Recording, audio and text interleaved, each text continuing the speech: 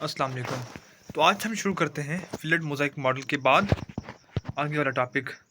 तो हमारा नेक्स्ट है कोलेस्ट्रॉल इन द मेम्ब्रेन।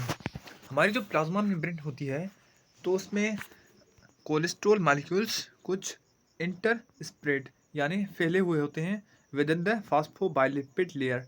जो बाइलिपिड लेयर था उसी में they provide stability and fluidity to the membrane. ये उस मेम्ब्रेन को स्टेबल करते हैं और उसे फिलिडिटी प्रोवाइड करते हैं। उसके बाद है हमारे पास डिफ्यूजन। डिफ्यूजन क्या होती है? ये मॉलिक्यूलर मूवमेंट होती है उनकी हायर कंसंट्रेशन से लोअर कंसंट्रेशन तक। इसका एग्जांपल हम यूँ लें, अगर हम एक टायर ले लें, फ़र्ज़ कर लें ये एक हमारे पास टायर है, ठीक है? तो इसके अंदर पार्टिकल ऑफ एयर्स हैं, ओके? तो इस टायर को हम अगर किसी जगह पर थोड़ा-सा पंक्चर कर दें, तो यहाँ से ये जो एयर के मॉलिक्यूल हैं, ये सारे बाहर निकलना शुरू हो जाएँगे इस छोटे से होल से। तो ये इनकी हायर कंसंट्रेशन है एयर मॉलिक्यूल्स की, ये यहाँ से निकल कर मॉलिक्यूल एनवायरनमेंट में जाएँगे, जहाँ उनकी लोअर कंसंट्रेशन है। तो इस होल से जहाँ से ये हायर कंसंट्रेशन से लोअर कंसंट्रेशन की तरफ आ रहे हैं एयर मॉलिक्यूल, तो इसे हम कहेंगे डिफ्यूजन। मीन्स डिफ्यूज़ हो रहे हैं हायर कंसंट्रेशन से लोअर कंसंट्रेशन की तरफ, ठीक है? तो इसमें कोई भी एनर्जी हमें नहीं चाहिए होती है। इसके बाद ऑस्मोसिस। ऑस्मोसिस क्या होती है? ये भी डिफ्यूजन है वाटर मॉलिक्यूल की, ठीक है? लेकिन लिक्विड स्टेट में सिलेक्टिव परमिएबल मेम्ब्रेन के थ्रू। ये area of lower solute concentration तो area of higher solute concentration में होती है। फ़र्ज़ कर लें हमारे पास एक बीकर है, ठीक है? तो इसमें हमारे पास वाटर है 90 ग्राम और बाकी 10 ग्राम इसमें साल्ट है, ठीक है? और इसी के ही साथ हमने कनेक्टेड एक और बीकर ले लिया जिसमें वाटर है 80 ग्राम और साल्ट हमने 20 ग्राम ले लिया, ठीक है?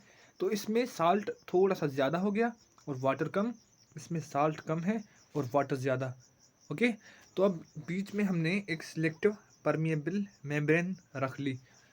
तो अब क्या होगा, जिस साइड वाटर कम है मीन्स 80 ग्राम है, तो 90 ग्राम से वाटर इस तरफ शिफ्ट होना शुरू हो जाएगा, ठीक है?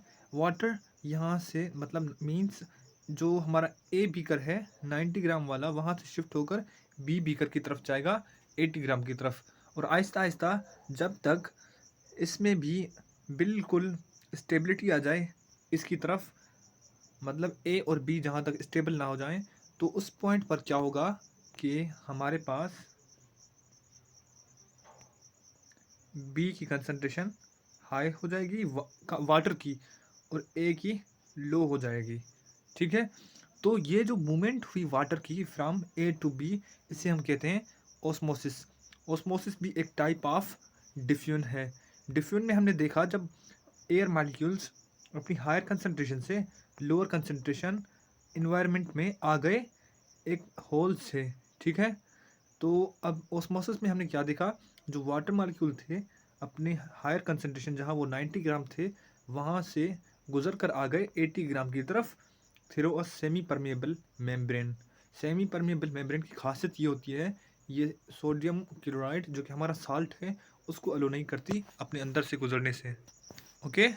तो उसके बाद हमारा टॉपिक है सिलेक्टिव परमिएबिलिटी। अभी मैंने आपको बताया सिलेक्टिव परमिएबिलिटी ये एक मेम्ब्रेन की जो है प्रॉपर्टी।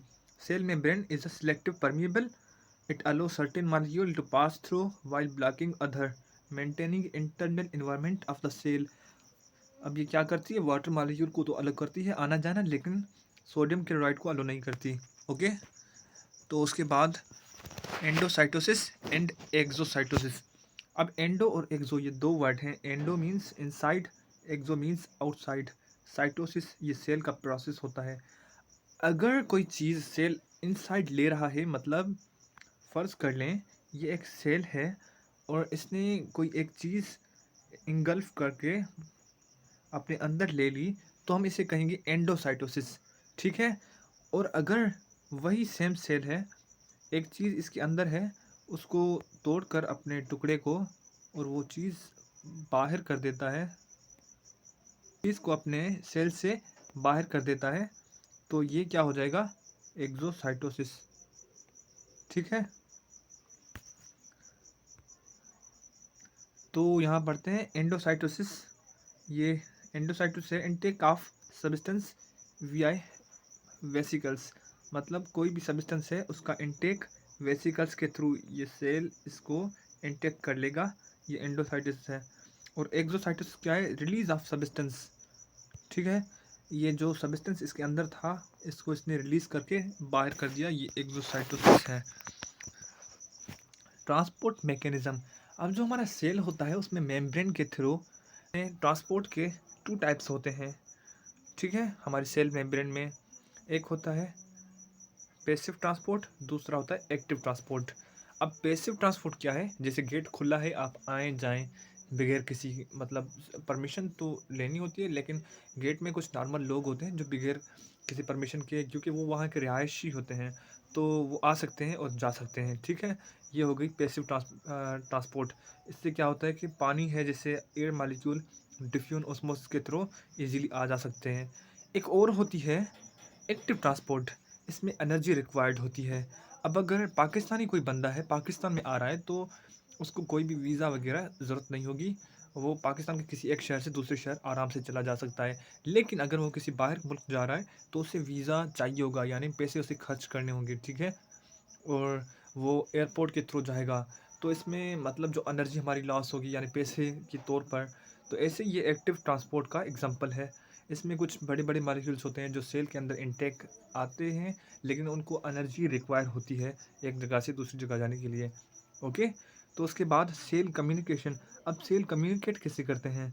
मैंने कल भी आपको पढ़ाया था सेल कम्युनिकेशन में, और जो फंक्शन ऑफ प्रोटीन थी उसमें प्रोटीन के फंक्शन थे एक ट्रांसपोर्ट ऑफ मॉलिक्यूल्स, जैसे मैंने आपको अभी पढ़ाया एक्टिव ट्रांसपोर्ट और पैसिव ट्रांसपोर्ट।